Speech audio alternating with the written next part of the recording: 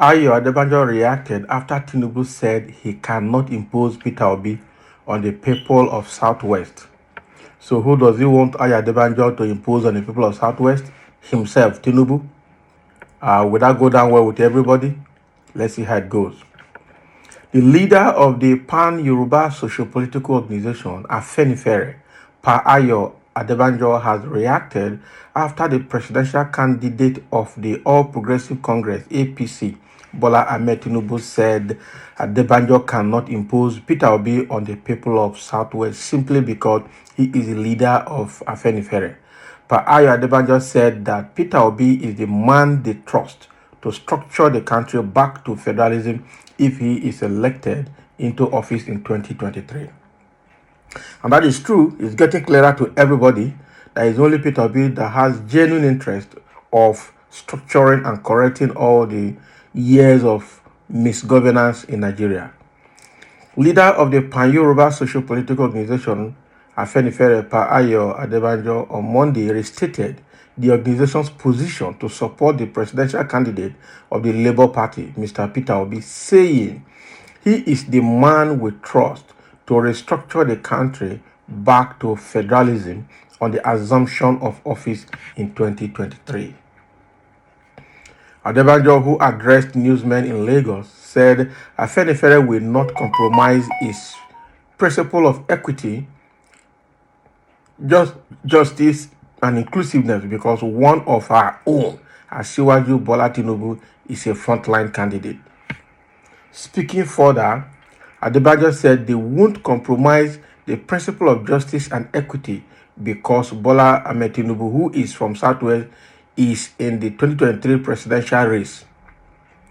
And that since the Southeast is yet to rule Nigeria, they decided to throw their weight behind Peter Obi.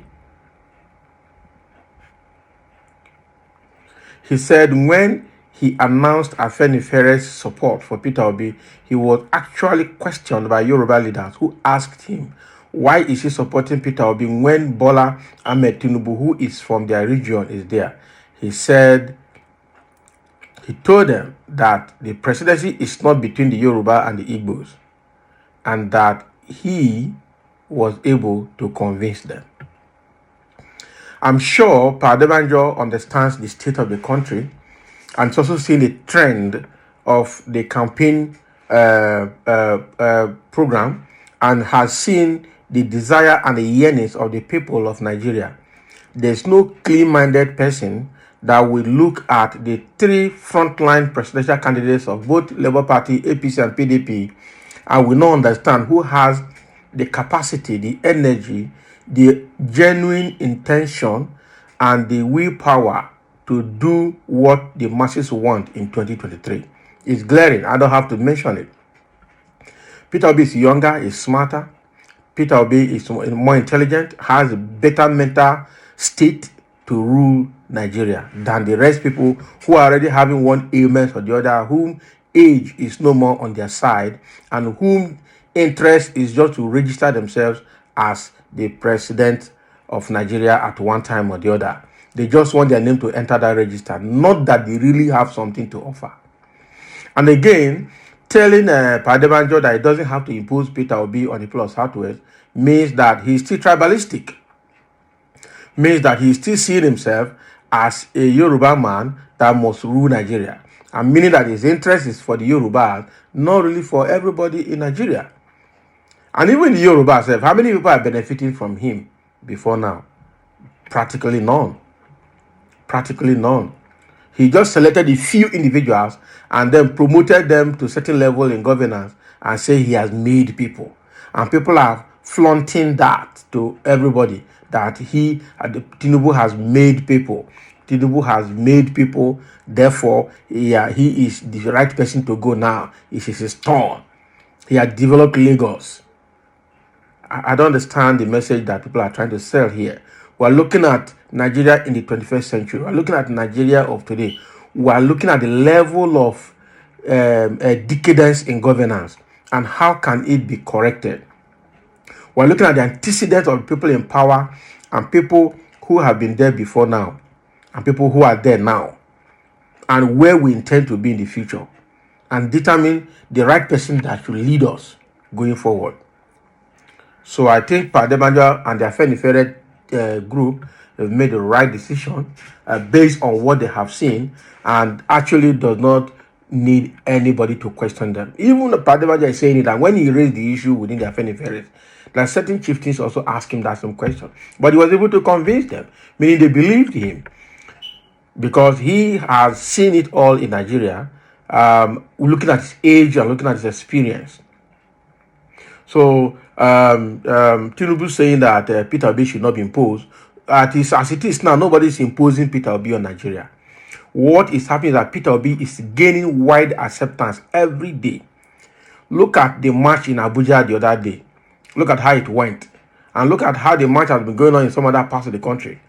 The one that have passed. And look at the one they have planned in Lagos that they are trying to stop. They don't want them to do it because of fear. And they're trying to attribute that rally planned for 1st of October 2022 in Lagos to NSAS, that it will cause uproar, it will cause this, it will cause that. It won't cause anything. They should be allowed to do that march in Lagos. They say Peter Obi has no structure, but it's gathering crowd all over the country. They say Peter Obi is gathering only the youths, but then who are the people that will vote? The number of youths that will vote compared to the number of old men that will vote, who outnumbers each team, each group? It's still the youth.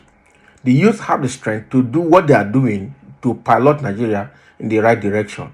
So I think they are right. Right?